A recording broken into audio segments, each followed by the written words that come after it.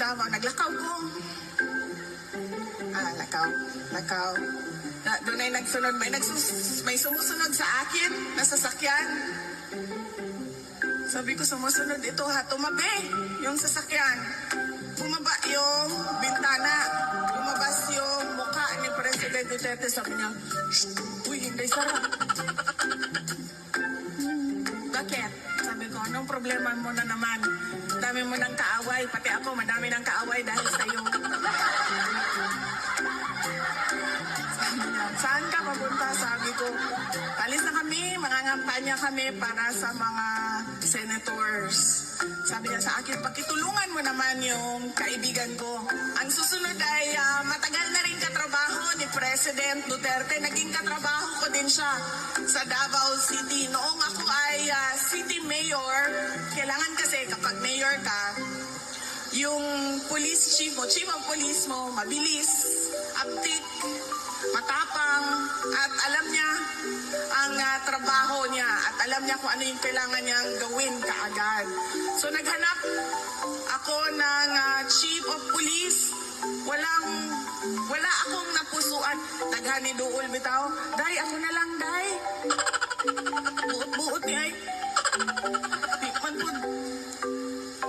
Madaming mga nagpa-endorse. Wala akong nahanap. Hanggang isang araw, napadaan ako sa airport namin.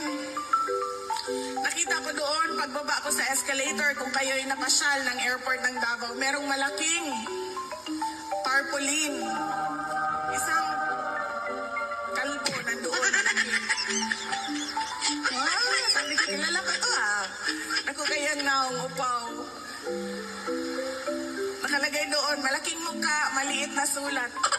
May sample dito. Nasaan na yung sample mo, sir? Ito na, ayan, nandiyan sa taas. Ganyan, mas malaki pa. Sabi niya, congratulations to myself. Para sa inyong kaalaman, ako po si Bato de la Rosa, ang Davao del Sur Police Provincial Office ay ang pinakamagaling sa buong bansa. At sinabi pa niya doon, at hindi lang yan ang nagawa ko para sa Davao del Sur. Ako din ay 2 beses na naging best police officer ng buong Pilipinas. Congratulations to you, sir, Galing ka. Pero meron kaming experience, kaming dalawa. Ako ay mayor, siya ang aking city director. Nagsumbong siya sa akin, sabi niya, meron kaming suspected suicide bomber. Alam namin kung nasaan. Na-confirm na namin ito sa listahan ng international terrorist. Sabi niya sa akin. Sabi ko, sige, gawin niya na kung ano yung kailangan niyong gawin. Sabi niya, kukunin namin doon sa hotel. So ganito ang nangyari. Ay, ito maganda, may hagdanan, sir. Maganda ito na. Ganito, Si Bato de la Rosa, papasok ng hotel. Pasok siya. Ganyan, may hagdanan. Yan siya, sabi niya, oh, ito na yun. Sabi nung terorista, oh, si Bato de la Rosa. Makyat si Bato. Na, iyakap niya, hinawakan niya. Sabi niya, oh, maulan gini. Gini na. Sabi ni terorista, I have a bomb. Sabi ni Bato de la Rosa, bomba? Bomba daw? Dagan! Takbo! Siya po ang pinakaunang tumakbo palabas ng hotel. Iniwanan niya lahat ng pulis doon.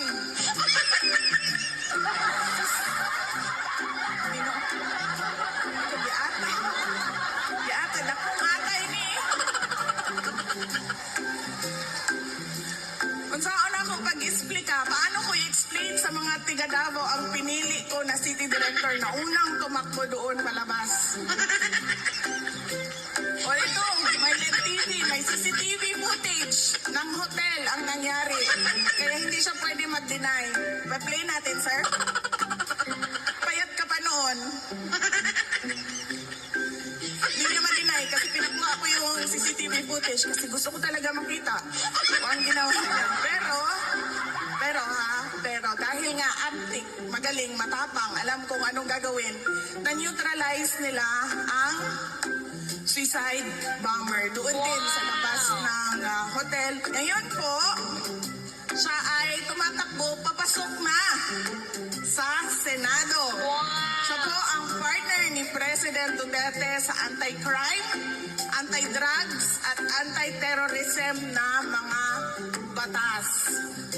Atin pong suportahan at iboto si Senator Bato de la Rosa.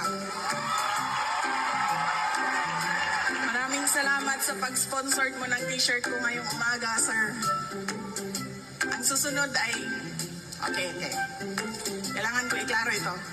Ang susunod, pag dumaan po tayo sa letter E sa ating balota, dalawang E po ang ating iboboto. Magkapatid sila na wala pa sila dito, no? Pwede pa kumanlibak kay wala pa man sila diri. Istoryahan ta mo unsay nahitabo sa mga sa Malabon. Magkapatid na hindi magkasundo, magkaaway sila. Bilisan ko kasi baka dumating na. Oh. Ganito nangyari sa amin sa Malabon. Huli na kami nagsalita. Nakalinya kami dyan sa stage. Ako, Inday Sara, bakanting upuan. Si Senator J.V. Ejercito nandoon. Si Inday Sara, bakanting upuan. Isang bakanting upuan. Si Senator Jinggoy Estrada nandoon. Napaisip ako, dahan-dahan ko na inaamoy yung sarili ko. Maaga pa naman. Hindi naman ako mabaho. Bakit walang tumatabi sa akin? So pinipilit ko sila. Sabi ko, Senator Jinggoy. Senator Jinggoy, maraming tao na panaupo.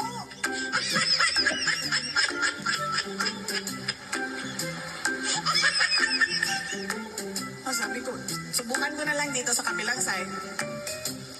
Sabi ko,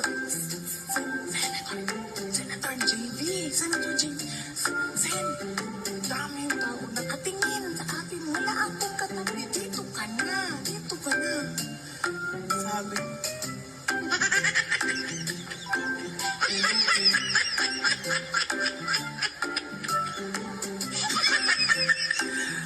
sabi ko, sige, hindi, Lord, bakit mo ako nilagay dito sa gitna? Anong may sala na ako sa mga Lord?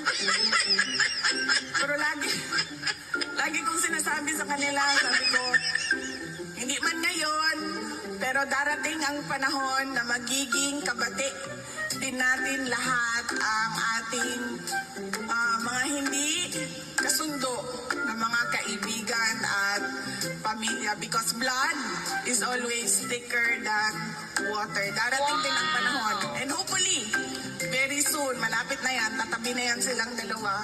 Magkatabi na yan silang dalawa. Pansinin nyo mamaya, pagdating nila, umabot sila. Silang duha.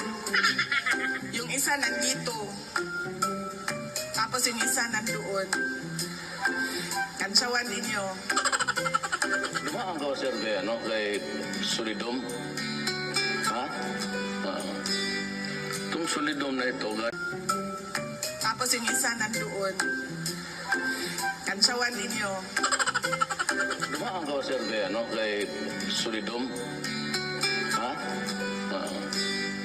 Itong Solidom na ito, galing ito kapis. Justice. Ang boses nito, ng mga taga-law school, ang boses nito, yung boses, shrill. That's what it is, shrill. And he could only pronounce the last syllable. Pati!